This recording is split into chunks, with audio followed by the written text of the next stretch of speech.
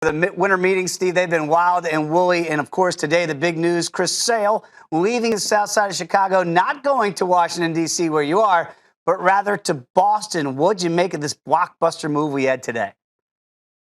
Well, a huge move by Dave Dombrowski, president of the Boston Red Sox, and an absolutely stunning move when all of the noise, right, all of the chatter was the Washington Nationals were in.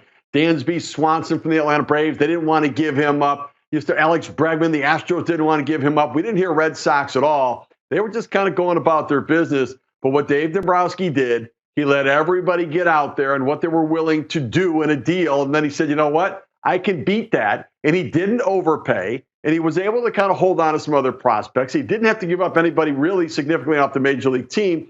And he put himself in a position to have the best team in the American League. Chris Sale coming in now moves the Cy Young Award winner, Rick Porcello, to 2 or 3, depending upon where you want to slot David Price in. And then they add Thornburg as well in the bullpen. So it's a big day, big day for the Boston Red Sox. And Chris Sale, a major play, no question about it. And, oh, by the way, a declaration by the Chicago White Sox that they're sellers. And this probably isn't where it's going to stop for them, as they've got other players that can help other teams get Steve, to the you postseason. mentioned that. Let's jump right to it. When you talk about Todd Frazier, I'm assuming maybe Jose Abreu, maybe a Quintana. You see that the fire sale is now, they're open for business. And, yeah, sale's the first piece, but there's some other sellable pieces that the White Sox can move.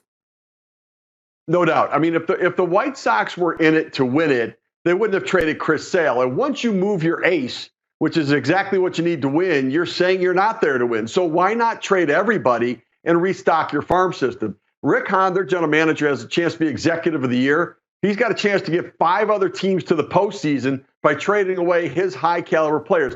Jose Abreu is going to get traded. There's a lot of speculation. The Colorado Rockies have made phone calls. They're interested. Todd Frazier, likely to get moved, competing against Justin Turner now, a free agent in the marketplace. Adam Eaton, he's going to get traded, competing against Ian Desmond and Dexter Fowler for center field in the free agent market.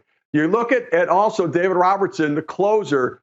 He's going to get moved as well. A lot of thought maybe the Nationals would have interest there as they lost out on Mark Melancon. And Jose Quintana likely to get traded too. Don't be surprised if even though the Nationals lost out on Sale, that they in some ways re-engage with the White Sox and make a run at Quintana and or David Robertson. That'd be interesting if they could get that, because as you mentioned, you got Strasburg there.